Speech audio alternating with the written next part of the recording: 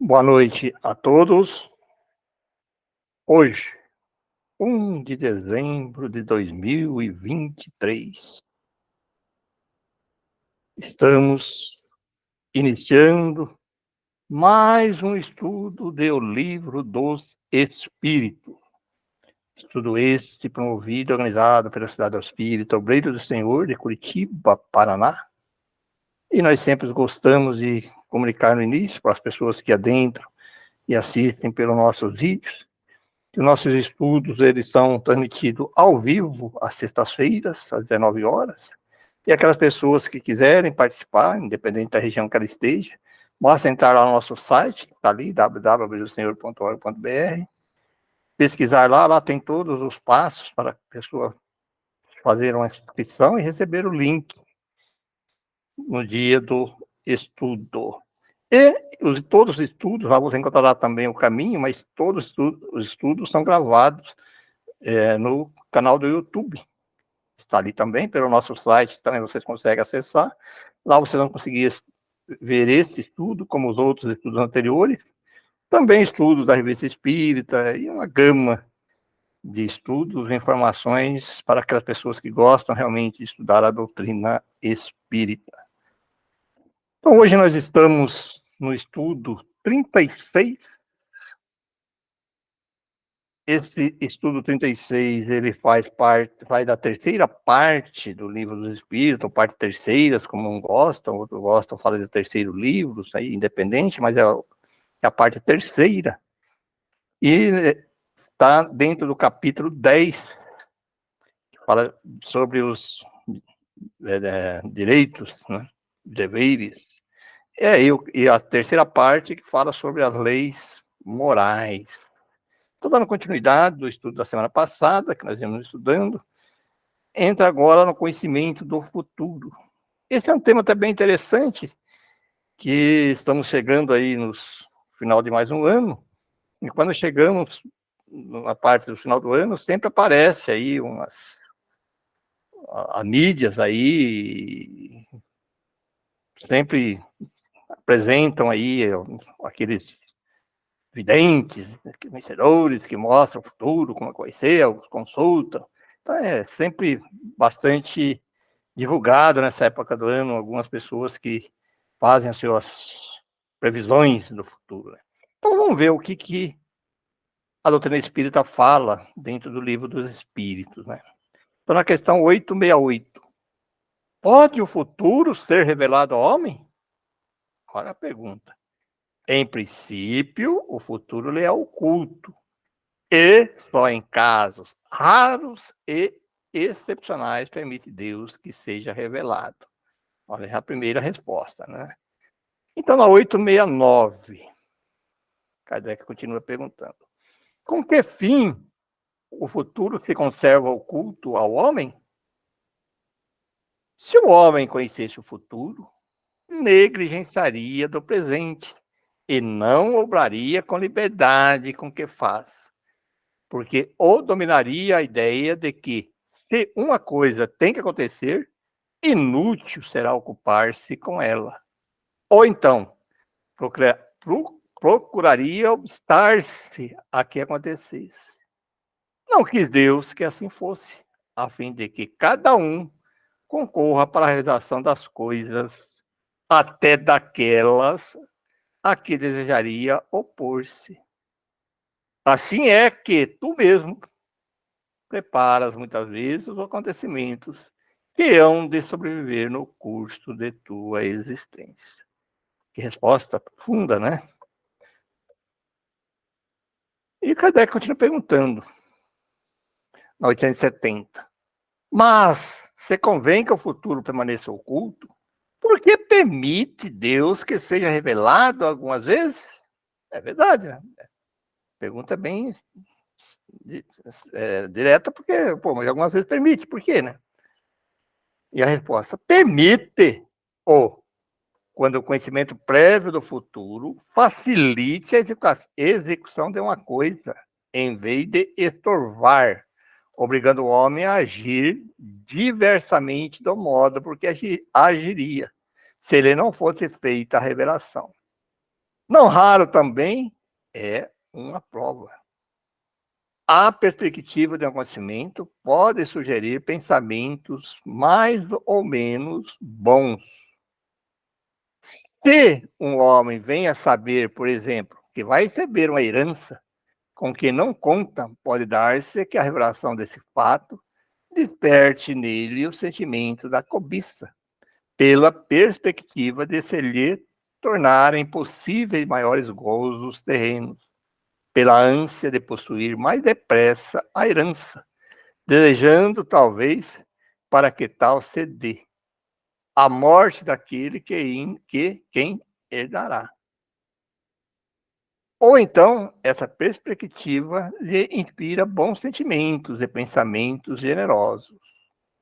Se a predição não se cumpre, aí está outra prova, consistente na maneira por que suportará a decepção. Nem por isso, entretanto lhe caberá menos o mérito ou demérito dos pensamentos bons ou maus, que a crença na ocorrência daquele fato lhe faz nascer no íntimo. E na 871, Kardec pergunta novamente.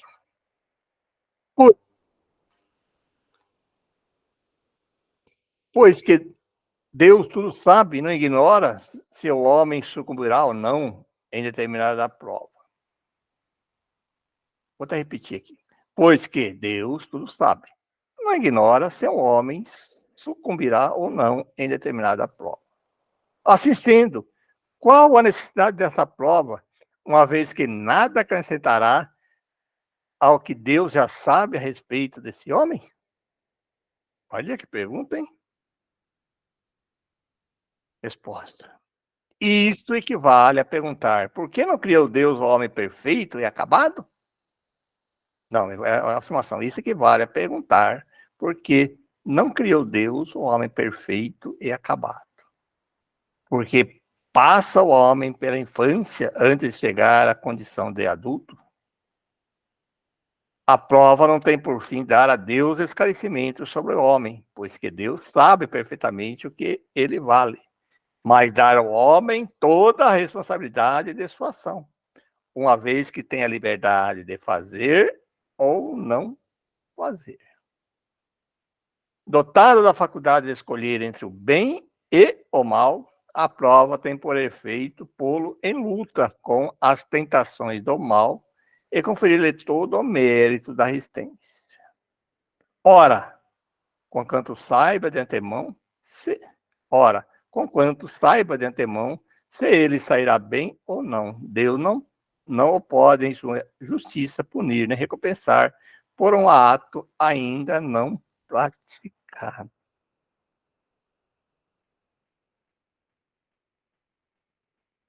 E aí o Kardec faz um comentário sobre essas questões aí, né? Assim sucede entre os homens. Por muito capaz que seja um estudante, por grande que seja a certeza que você tenha de que alcançará o bom êxito, ninguém lhe confere grau algum sem exame, isto é, sem prova.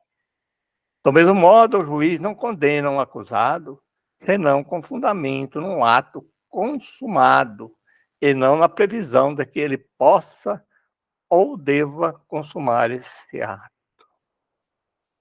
Quanto mais se reflete nas consequências que teria para o homem o conhecimento do futuro, melhor se vê quanto foi sábio a providência em lhe ocultar.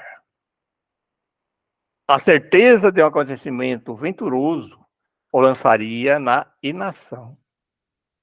A de um acontecimento infeliz o encheria de desânimo. Em ambos os casos, suas forças ficariam paralisadas. Daí, ou não lhe ser mostrado ao futuro, senão como meta que ele cumpre atingir por seus esforços, mas ignorando os trâmites por que terá de passar para alcançá-lo. O conhecimento de todos os incidentes da jornada lhe toleraria a iniciativa e o uso do livre-arbítrio. Ele se deixaria resvalar pelo declive fatal dos acontecimentos, sem exercer suas faculdades. Quando o feliz êxito de uma coisa está assegurado, ninguém mais com ela se preocupa. Verdade, né, gente? Então, aqui agora, o Kardec faz um resumo teórico do móvel das ações humanas. Né? Na 872, essa questão. A questão do livre-arbítrio, você pode se resumir assim. O homem não é fatalmente levado ao mal. Os atos que pratica não foram previamente determinados.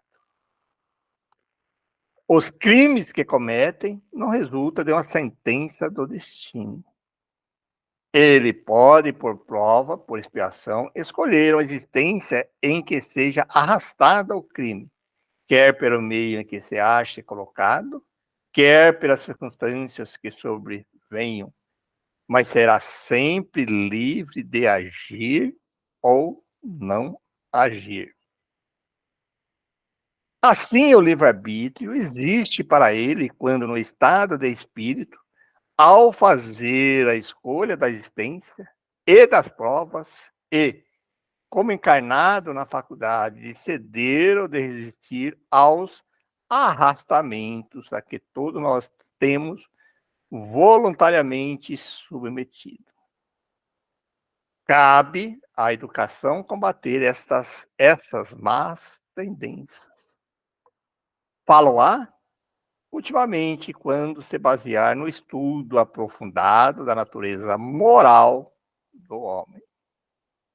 Pelo conhecimento das leis que regem essa natureza moral, chegar-se-á a modificá-la como se modifica a inteligência pela instrução e o temperamento pela higiene. Desprendido da matéria e no estado de erraticidade, o espírito procede à escolha de suas futuras existências corporais, de acordo com o grau de perfeição a que haja chegado. E é nisto, como temos dito, que consiste, sobretudo, o seu livre-arbítrio. Essa liberdade esta liberdade, a encarnação não anula. Se ele excede a influência da matéria, é que sucumbe nas provas que por si mesmo escolheu. Para ter quem o ajude a vencê-las, concedindo-lhe é invocar a assistência de Deus e dos bons espíritos. Olha as nossas orações aí, né, gente? Sem o livre-arbítrio, o homem não teria nem culpar por prática o mal, nem o mérito de praticar o bem. E isto, a tal ponto, está reconhecido que o mundo ou a censura ou o elogio são feitos à intenção, isto é, à vontade. Ora, quem diz vontade, diz liberdade. Nenhuma desculpa poderá, portanto, o homem buscar para seus delitos na sua organização física, sem abdicar da razão e da sua condição de ser humano, para se equiparar ao bruto. Se for assim quanto ao mal, assim não poderá descer relativamente ao bem. Mas, quando o homem pratica o bem, tem grande cuidado de averbar o fato à sua conta, como mérito, e não cogita de por ele gratificar os seus órgãos, o que prova que, por instinto, não renuncia malgrado à opinião de alguns sistemáticos, ou mais belo privilégio de sua espécie, a liberdade de pensar. A fatalidade, como vulgarmente é entendida, supõe a decisão prévia e irrevogável de todos os sucessos da vida, qualquer que seja a importância deles. Se tal fosse a ordem das coisas, o homem seria qual máquina, sem vontade. De que lhe serviria a inteligência, desde que houvesse de estar invariavelmente dominado em todos os seus atos pela força do destino? Semelhante doutrina, se verdadeira, conteria a destruição de toda a liberdade moral. Já não haveria para o homem responsabilidade, nem por conseguinte, bem nem mal, crimes ou virtudes. Não seria possível que Deus, soberanamente justo, castigasse suas criaturas por faltas cujo cometimento não dependera delas, nem que as recompensasse por virtudes de que nenhum mérito teriam. Profundo isso, hein, gente? Essa é uma filosofia muito séria e muito importante, né? Ademais, tal lei seria a negação do progresso, porquanto o homem, tudo esperando da sorte, nada tentaria para melhorar a sua posição, visto que não conseguiria ser mais nem menos. Contudo, a fatalidade não é uma palavra vã. Existe na posição em que o homem ocupa na Terra e nas funções que aí desempenha, em consequência do gênero de vida que seu espírito escolheu como prova, expiação ou missão. Ele sofre fatalmente todas as vicissitudes dessas existências e todas as tendências boas ou más que lhe são inerentes. Observe o termo escolheu, né, gente? Ali. Aí, porém, acaba a fatalidade, pois da sua vontade depende ceder ou não a essas tendências. Os pormenores dos acontecimentos, esses ficam subordinados às circunstâncias que ele próprio cria pelos seus atos, sendo que nessas circunstâncias podem os espíritos influir pelos pensamentos que surgiram. Esses em parênteses aí são a 459. Há fatalidade, portanto, nos acontecimentos que se apresentam por serem estes consequência da escolha, vamos repetindo aqui, frisando, né, que o espírito fez, né, de sua existência de homem. Pode deixar de haver fatalidade no resultado de tais acontecimentos, visto ser possível ao homem, pela sua prudência, modificar-lhes o curso. Nunca há fatalidade nos atos da vida moral. Gente, isso é importante, vem repetindo em várias partes desse estudo sobre essas questões, as questões moral. Não existe fatalidade, não existe moral. De escolher fazer um crime ou não, depende de cada um. Isso aí que está o livre-arbítrio principal. Olha a resposta que ele deu aqui, né? No que concerne à morte, é que o homem se acha submetido em absoluto à inexorável lei da fatalidade. Por isso que não pode escapar a sentença que lhe marca o termo da existência, nem o gênero de morte que haja de cortar esse fio.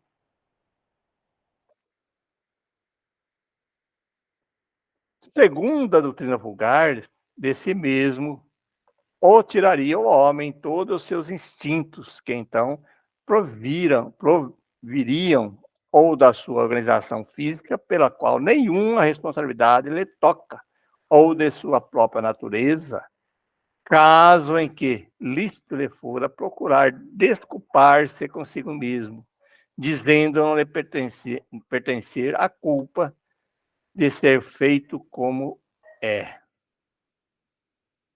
Muito mais moral se mostra indiscutivelmente a doutrina espírita.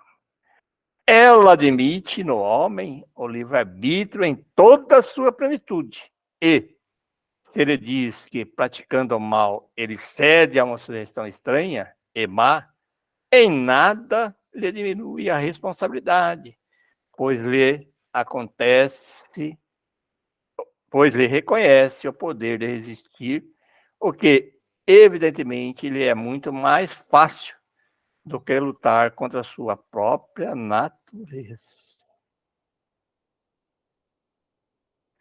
Assim, de acordo com a doutrina espírita, não há, olha essa resposta aqui, vou até repetir de novo. Assim, de acordo com a doutrina espírita, não há arrastamento irresistível.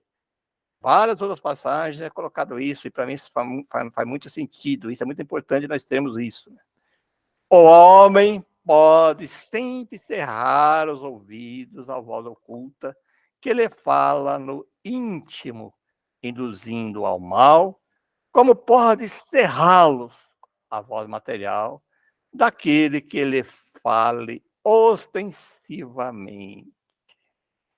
Pode, pela ação de sua vontade de novo, pedindo a Deus a força necessária, reclamando para tal fim a assistência dos bons espíritos.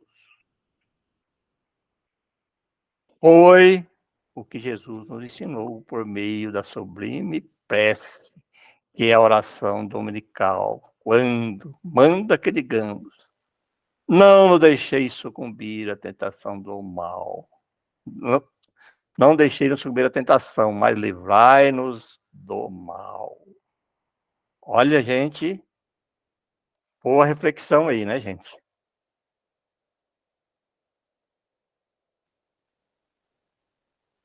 Essa teoria da causa determinante dos nossos atos exalta com evidência. Essa teoria da causa determinante dos nossos atos ressalta com evidência de todo o ensino que os espíritos são dados.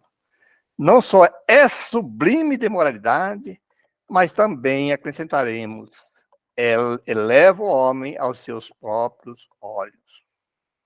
Mostra-o livre de subtrair-se a um jugo obsessor, como livre é de fechar sua casa aos importunos. Ele deixa de ser simples máquina, atuando por efeito de uma impulsão independente e da sua vontade para ser um ente racional, que ouve, julga, escolhe livremente de dois conselhos, um. Aditemos que, apesar disto, o homem não se acha privado da iniciativa, não deixa de agir por impulso próprio, pois que, em definitivo, ele é apenas um espírito encarnado que conserva sob o envoltório corporal as qualidades e os defeitos que tinha como espírito.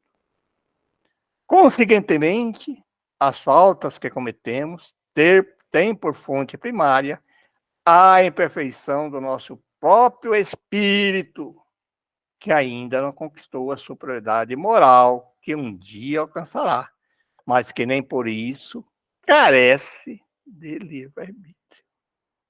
A vida corpórea lhe é dada para expunguir de suas imperfeições mediante as provas, porque passa.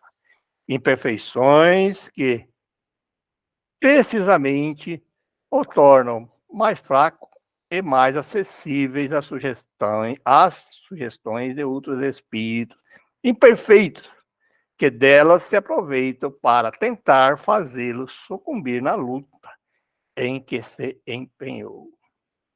Se dessa luta sai vencedor, ele se eleva. Se fracassa, permanece o que era, nem pior nem melhor. Será uma prova que ele cumpre recomeçar, podendo suceder que, longo tempo gaste nessa alternativa. Quanto mais depura, tanto mais diminui os seus pontos fracos, tanto menos acesso oferece aos que procuram atraí-los para o mal. Na razão de sua elevação, cresce-lhe a força moral, fazendo que deles se afastem os maus espíritos.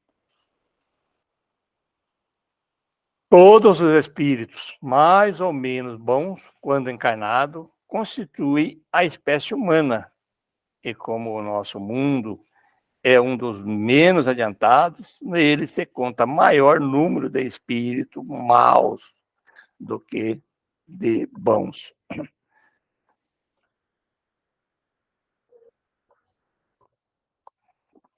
Tal a razão, porque aí vemos tanta perversidade. Passamos, pois, todos os esforços para esse planeta. Não voltamos após a presente estada e para merecer, não voltarmos, né? Após a presente estada e para merecermos ir repousar em mundo melhor, em um desses mundos privilegiados, onde não nos lembraremos da nossa passagem por aqui, senão como de um exílio temporário. Bacana isso, né, gente? Muito bacana aquele capítulo ali, aquela parte final ali, que eu acho que é uma reflexão que todos nós espíritas temos que estudar, né? Mas hoje nós vamos entrar aqui também no capítulo 11, dando continuidade ali das leis morais, né? Então, no capítulo 11, esse aqui também eu acho que é um tema fantástico, né? Eu gosto de estudar muito isso aqui, porque faz a gente entender o evangelho, né? A questão da caridade, né? Da lei de justiça, de amor e de caridade. Então, nós vamos falar da justiça, direitos naturais, direito de propriedade, roubo, caridade e amor do próximo, amor materno e amor filial. Então, o primeiro tópico desse tema.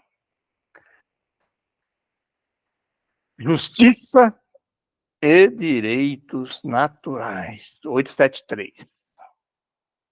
O sentimento de justiça está na natureza ou é resultado de leis adquiridas? Está de tal modo na natureza que vos revoltais a sempre ideias de uma injustiça.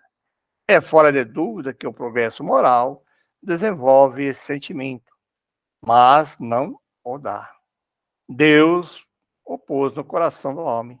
Daí vem que, frequentemente, em homens simples e incultos, se vos deparam noções mais exatas da justiça do que nos que possuem grande cabedal de saber. 874. Sendo a justiça uma lei da natureza, como se explica que os homens a entendem de modos tão diferentes, considerando uns justos, o que outros parecem, ou que a outros parecem injustos?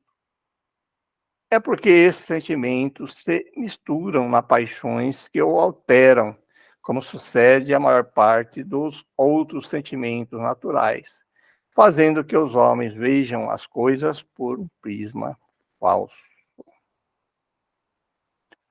Como se pode, na 875, como se pode definir a justiça?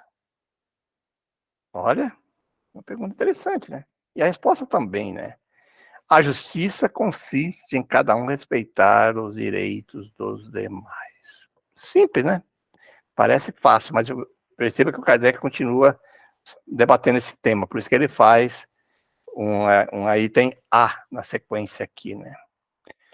Vou perguntar, o que é que determina esse direito? Simples, né? Fala, pô, respeitar o direito dos outros, mas olha a resposta. Duas coisas.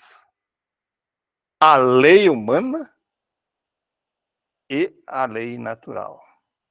Tendo os homens formulado leis apropriadas aos seus costumes e caracteres, eles estabeleceram direitos mutáveis com o progresso das luzes.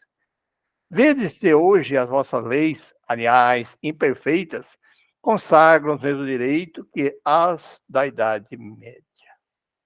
Entretanto, esses direitos antiquados, que agora se vos afiguram monstruosos, pareciam justos e naturais naquela época. Nem sempre, pois, é acorde com a justiça o direito que os homens prescrevem. Ademais, esse direito regula apenas algumas relações sociais, quando é certo que na vida particular há uma imensidade de atos unicamente da alçada do tribunal da consciência. 876. Posto de parte o direito que a lei humana consagra, qual é a base da justiça segundo a lei natural? Disse o Cristo. Queira cada um para os outros o que quereria para si mesmo. No coração do homem imprimiu Deus a regra da verdadeira justiça, fazendo que cada um desejasse ver respeitados os seus direitos. Na incerteza de que como deva proceder com os seus semelhantes, em dadas circunstâncias, trate o homem de saber como quereria que com ele procedesse em circunstâncias idênticas. Guia mais seguro do que a própria consciência não lhe podia Deus haver dado. E aí o Kardec faz um comentário sobre o tema, né? Efetivamente, o critério da verdadeira justiça está em querer cada um para os outros o que para si mesmo quereria, e não em querer para si o que quereria para os outros. Diferente, né? O que absolutamente não é a mesma coisa. Não sendo natural que haja quem deseje o mal para si, desde que cada um torne por modelo o seu desejo pessoal, é evidente que nunca ninguém desejaria para o seu semelhante senão o bem. Em todos os tempos e sob o império de todas as crenças, sempre o homem se esforçou para que prevalecesse o seu direito pessoal. A sublimidade da religião cristã cristã está em que ela tomou o direito pessoal por base no direito do próximo. 877. Da necessidade como tem de viver em sociedade, nascem-lhe obrigações especiais? Certo? E a primeira de todas é a de respeitar os direitos de seus semelhantes. Aquele que respeitar esses direitos procederá sempre com justiça. No vosso mundo, porque a maioria dos homens não pratica lei de justiça, cada um usa de represálias. Essa causa de perturbação e de confusão em que vivem as sociedades humanas. A vida social outorga direitos e impõe deveres recíprocos. Podendo o homem enganar-se quanto à extensão do seu direito, e é que ele fará conhecer o limite desse direito? O limite do direito, que, com relação a si mesmo, reconhecer seu semelhante em idênticas circunstâncias reciprocamente.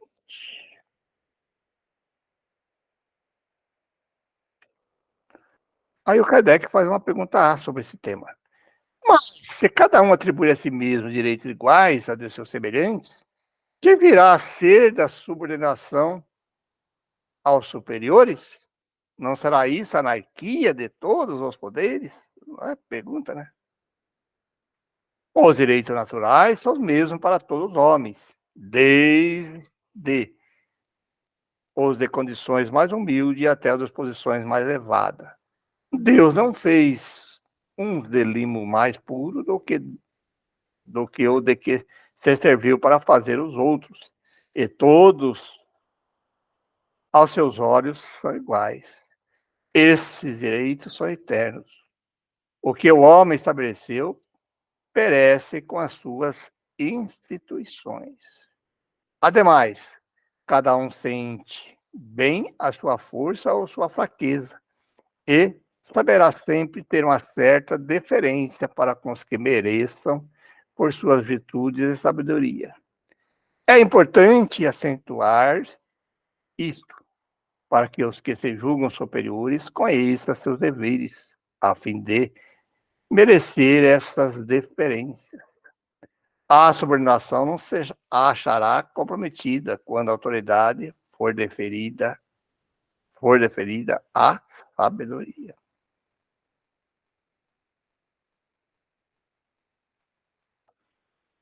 879. Qual seria o caráter do homem que praticasse a justiça em toda a sua pureza? Do verdadeiro justo, a exemplo de Jesus, porquanto praticaria todo o amor do próximo e a caridade, sem os quais não há verdadeira justiça. Direito de propriedade, roubo. Ora, 880. Qual o primeiro de todos os direitos naturais do homem? O de viver. Por isso que ninguém tem o de atentar contra a vida de seu semelhante, nem de fazer que quer que possa comprometer a existência corporal. 881. O direito de viver dá ao homem o de acumular bens que lhe permitam repousar quando não mais possa trabalhar? Dá, mas ele deve fazê-lo em família, como abelha, por meio de um trabalho honesto e não como egoísta. Há mesmo os animais que lhe dão exemplos de previdência. 882. Tem o homem direito de defender os bens que haja conseguido juntar pelo seu trabalho? Não disse Deus? Não roubarás. E Jesus não disse: dai a César o que é de César? Aí o Kardec faz um comentário. O que, por meio do trabalho honesto, o homem junta, constitui legítima propriedade sua, que ele tem direito de defender, porque a propriedade que resulta do trabalho é um direito natural, tão sagrado quanto de trabalhar e de viver. A 883. É natural o desejo de possuir? Sim, mas quando o homem deseja possuir para si somente e para a sua satisfação pessoal, o que é egoísmo. Cadê a questão A nessa pergunta? Não será, entretanto, legítimo o desejo de possuir uma vez que aquele que tem de que viver a ninguém é pesado? A resposta: há homens insaciáveis que acumulam bens sem utilidade para ninguém, ou apenas para saciar suas paixões.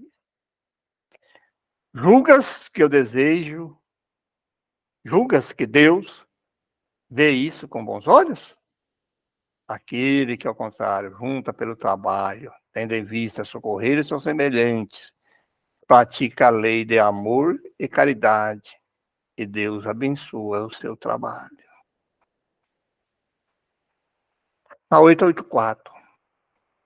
Qual é o caráter da legítima propriedade? Propriedade legítima só é a que foi adquirida sem prejuízo de outrem. E o Kardec faz o comentário.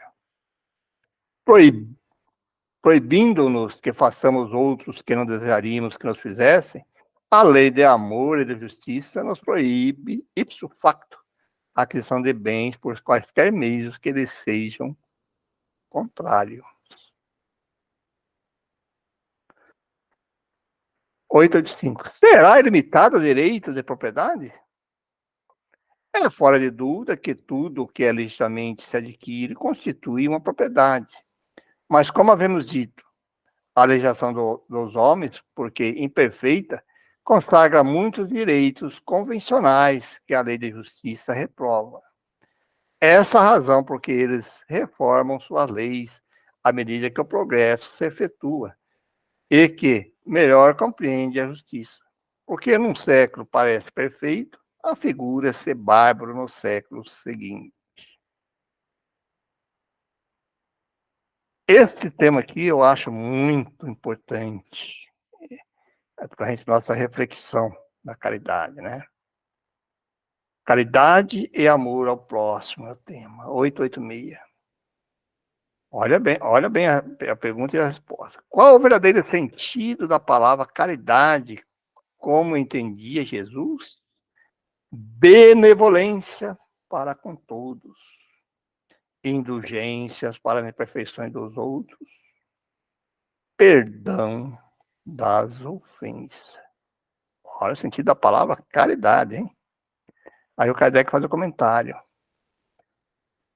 O amor e a caridade são o complemento da lei de justiça, pois amar ao próximo é fazer-lhe todo o bem que o seja possível e que desejáramos nos fosse feito.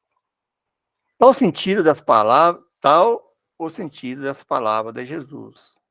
Amai-vos uns aos outros como irmãos. A caridade, segundo Jesus, não se restringe à esmola. Abrange todas as relações em que nos achamos com nossos semelhantes, sejam eles nossos inferiores, nossos iguais ou nossos superiores. Ela nos prescreve a indulgência, porque de indulgência precisamos nós mesmos, e nos proíbe que humilhemos os desafortunados, contrariamente ao que se costuma fazer. Apresente-se uma pessoa rica e todas as atenções e deferência lhe são dispensadas. Se for pobre, toda a gente que entende, se for pobre, toda a gente como que entende que não precisa preocupar-se com ela. Bem isso, né, gente? Para perceber a nossa sociedade, é bem nesse termo aí.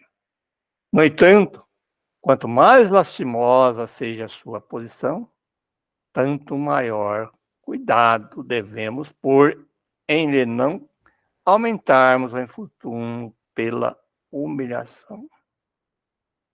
O homem verdadeiro bom procura levar aos seus próprios olhos aquele que é inferior, diminuindo as distâncias que os separa. A 887. Jesus também diz: amai mesmo os vossos inimigos. Ora, o amor aos inimigos não será contrário às nossas tendências naturais e a inimizade não provirá de uma falta de simpatia entre os espíritos? Essa também é importante, essa resposta aqui. Certo, ninguém pode votar aos seus inimigos um amor terno e apaixonado. Não foi isso que Jesus entendeu de dizer. Amar os inimigos é perdoar-lhes e lhes retribuir o mal com o bem. É diferente, né? O que assim procede se torna superior aos seus inimigos, ao passo que abaixo deles se coloca, se procura, que abaixo deles se coloca, se procura tomar vingança. Essa é uma outra pergunta aqui que eu acho que temos que refletir bastante, e eu tenho refletido muito sobre isso. 888. E você deve pensar da esmola? Condenando-se a pedir esmola, o homem se degrada física e moralmente, embrutece-se. Uma sociedade que se baseia na lei de Deus e na justiça, prover a vida do fraco sem que haja para ele humilhação. Deve assegurar a existência dos que não podem trabalhar, sem lhes deixar a vida à mercê do acaso e da boa vontade de alguns. Agora, olha a pergunta seguinte que o Kardec faz. Kardec falou, mas desse jeito aí, então ele fala assim, dar-se-á, aí eu falo, dar-se-á, reproveis a esmola? Né? Deve entender isso. Olha como os Espíritos respondem. Não. O que merece reprovação não é a esmola, mas a maneira por que habitualmente é dada. O homem de bem, que compreende a caridade, de acordo com Jesus, vai ao encontro do desgraçado, sem esperar que esse lhe estenda a mão. A verdadeira caridade é sempre bondosa e benévola. Está tanto no ato como na maneira por que é praticado. Duplo valor tem um serviço prestado com delicadeza. Se for com altivez, pode ser que a necessidade obrigue quem receba a aceitá-lo, mas seu coração pouco se comoverá. Lembrai-vos também de que, aos olhos de Deus, a ostentação tira o mérito ao benefício. Disse Jesus. Ignore a vossa mão esquerda o que a direita der. Por essa forma, ele vos ensinou a não cisnar-de a caridade com orgulho. Deve-se distinguir a esmola, propriamente dita, da beneficência. Nem sempre o mais necessitado é o que pede. Olha. O temor da humilhação detém o verdadeiro pobre, que muitas vezes sofre sem queixar. A essa que o homem verdadeiramente humano sabe procurar, sem ostentação. Sabe que eu tenho repetindo muito isso? Eu tinha uma época, agora eu ando muito pouco assim na rua, mas antes eu andava mais, assim, e aí eu tinha sempre no console do carro aquelas moedas, e as pessoas chegavam e abria, a gente dava sempre uma moeda. E aí, uma época, a gente estava pensando assim, aí eu percebi assim, que as pessoas, às vezes, quando a gente está dando aquela moeda, a gente está dando mais, às vezes, por causa da pessoa ficar ali, batendo no carro, coisando ali, você já dá uma moedinha para ficar livre da pessoa, né? Será que isso, olhando bem nesse termo, em termos de evangelho, isso é caridade? Ou nós estamos dizendo para ele, continue fazendo assim, não procure trabalhar, não faz nada, continue fazendo assim que você vai se manter e ter alimentação? Será que essa é a caridade que aquela pessoa precisa? Se a gente voltar no estudo um pouquinho nas perguntas anteriores, será que é isso que nós queríamos se nós tivéssemos uma situação dessa fazendo? Não precisaria que alguém, por exemplo, chegasse nas condições de a gente ajudar a gente a sair daquilo ali, não ficar nos sustentando, né? É reflexões que nós temos que fazer, né? Bem interessante isso. E ele continuou: amai-vos uns aos outros. Eis toda a lei divina mediante a qual governa Deus e os mundos. O amor é a lei de atração para os seres vivos organizados. A atração é lei de amor para a matéria orgânica. Não esqueceis nunca que o espírito, qualquer que seja o grau desse orientamento, sua situação com o reencarnado ou na realidade, está sempre colocado entre um superior que o guia, aperfeiçoa a um inferior para o qual tem que cumprir esses mesmos deveres. Sede, pois, caridosos, praticando não só a caridade que vos faz dar friamente o óbolo, que tirais do bolso e que vos ousa pedir, mas a que vos leve ao encontro das misérias ocultas. Sede indulgente com os defeitos dos vossos semelhantes, em vez de votardes desprezo à ignorância e ao vício. Instrui os ignorantes, olha, e moralizai os viciados. Sede brandos, benevolentes para com todos que vos sejam inferior. Sede-o para com seres mais ínfimos da criação, e terei obedecido à lei de Deus. São Vicente de Paulo. Né? Isso faz a gente prestar bastante atenção, até inclusive, sobre as próprias instituições espíritas. Né? Muitas vezes fazem alguns movimentos, e a gente percebe sim que tem grupos, e esses grupos realmente não se divulgam, que é o princípio disso aí que segue, que vão até as periferias, vão até as casas e ajudam as pessoas, né? Que é o que ele está dizendo aqui na caridade. Mas a maioria das pessoas gostam de que as pessoas chegam aí atender ali nas ruas, ali, coisando ali, e às vezes tirando foto, botando no WhatsApp, eu já vi algumas coisas assim, que fez uma sopa e bota foto de todo mundo, bota... Gente, vamos seguir o verdadeiro evangelho de Jesus, né? Vamos seguir os conceitos que para mim faz muito sentido da doutrina espírita, né? Olha aqui na 889. Não há homens que vêm condenados a mendigar por culpa sua? Sem dúvida. Mas, se uma boa educação moral lhes houvesse nada a praticar a lei de Deus, não teriam caído nos excessos causados de sua perdição. Disso, sobretudo, é que depende a melhoria do vosso planeta. Realmente tem aumentado muito isso, né, gente? Amor materno e filial. Será uma virtude, homem? Será uma virtude o amor materno ou um sentimento instintivo comum aos homens e aos animais? Uma e outra coisa. A natureza de uma mãe e o amor a seus filhos no interesse da conservação deles. No animal, porém, esse amor se limita às necessidades materiais. Cessa quando necessário se tornam os cuidados. No homem persiste pela vida inteira e comporta um devotamento e uma abnegação que são virtudes. Sobrevive mesmo à morte e acompanha o filho até no além-túmulo. Bem vedes que há nele coisas diversas do que há no amor do animal. Já 205 e 365. Na 891. Estando na natureza o amor materno, como é que há mães que odeiam os filhos, e não raro, desde a infância desses? Verdade, né, gente?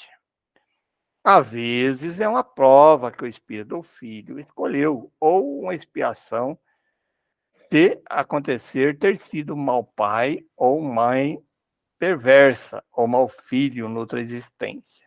Em todos os casos, a mãe má não pode deixar de ser animada por um mau espírito que procura criar embaraços ao filho, a fim de que sucumba na prova que buscou. Essa violação das leis da natureza, porém, não ficará impune, e o espírito do filho será recompensado pelos obstáculos de que haja triunfado. 892. Quando os filhos causam desgosto aos pais, não tem esse desculpa para o fato de eles não dispensarem a ternura de que os fariam objeto em caso contrário? Não, porque isso representa um encargo que lhes é confiado, e a missão deles consiste em se esforçarem por encaminhar os filhos para o bem. Ademais, esses desgostos são a miúdes consequências do mau feitio que os pais deixaram que os filhos tomassem desde o berço. Colhem o que semearam. Bom, gente, era isso que eu tinha preparado para hoje. Então, olha, são temas bem bacanas, né? Eu acho que para nossa reflexão aí de fim de ano, já avisando aí os nossos amigos, aí os nossos públicos, que teremos um recesso aí agora nas sextas-feiras, devido a alguns compromissos que temos aí nas sextas-feiras do ano aqui. Mas aí dá para refletir, voltar a estudar esses estudos, né? Mas nós voltaremos aí em janeiro, aí na segunda quinzena de janeiro, depois nós colocamos no grupo ali, avisando, né, a data certa, que agora está chegando aí as questões aí profissionais, obrigações aí do mundo terreno, que nos possibilita de estarmos aqui nas sextas-feiras. Bom, está aberto aos questionamentos, se alguém quiser fazer algum questionamento, complementar alguma coisa, ou fazer um comentário, está liberado. Tudo bem? Bastante coisa para a gente refletir, né? Olha o estudo da doutrina espírita, e às vezes a gente vê em alguns comentários dizendo que o estudo é um estudo difícil, que é um estudo complicado. Poxa vida, não tem nada de difícil, nada complicado. É profundo, né? Uma filosofia muito profunda, né? Muito lógica, muito bacana, né? E eu acho bacana isso, assim, quando a gente vai estudando, isso aqui a gente, no livro do Espírito, a gente já vem estudando há alguns anos, muitos anos, e eu sempre fui estou até hoje, uma das pessoas que defendo muito que as casas espíritas valorizem os estudos das obras básicas, né? Começando pelo livro dos Espíritos, a revista Espírita, que nós estudamos aos sábados, estudamos aí já há muitos anos, e sempre eu questionava e cobrava as casas que a gente frequentava sobre ter estudos das aulas básicas, né? Eu acho muito bacana isso, eu acho que tem que ter isso, né? Se nós queremos ser espírita, nós temos que estudar o espiritismo. Tudo bem? Quem gostaria de fazer a nossa prece de encerramento aí para encerrarmos aí o estudo e o estudo do ano? Está começando o mês, mas já estamos encerrando. Juliana, faça. Você está sorrindo, faça a prece. Assim, seu Pereira. Primeiramente, agradecer ao nosso Deus, ao nosso Senhor Jesus, à nossa Mãe Maria Santíssima, por esta oportunidade de estarmos todos aqui reunidos, adquirindo novos conhecimentos. Agradecer por todas essas aulas, por todos os mentores e a espiritualidade amiga que sempre esteve junto, nos auxiliando, nos dando paz, proteção. Agradecer ao seu Pereira por estar sempre presente, de muito boa vontade, nos ajudando, nos evoluindo. Que cada vez mais o Senhor tenha forças de proteção e evolução espiritual, assim como todos que estiveram, estão sempre presentes, sempre buscando novos conhecimentos para ter paz, tranquilidade e ensinamentos. Que todos os irmãozinhos que aqui chegam e os que nos acompanham este ano possam ter tido uma oportunidade de adquirir novos conhecimentos, de ficarem mais em paz consigo mesmos, assim como nós. Agradecemos ao nosso Deus por esta oportunidade e que todos possam ter uma boa noite de muita paz, muito amor e muita luz. Que assim seja. Que assim seja. Uma boa noite a todos e até as próximas. Até.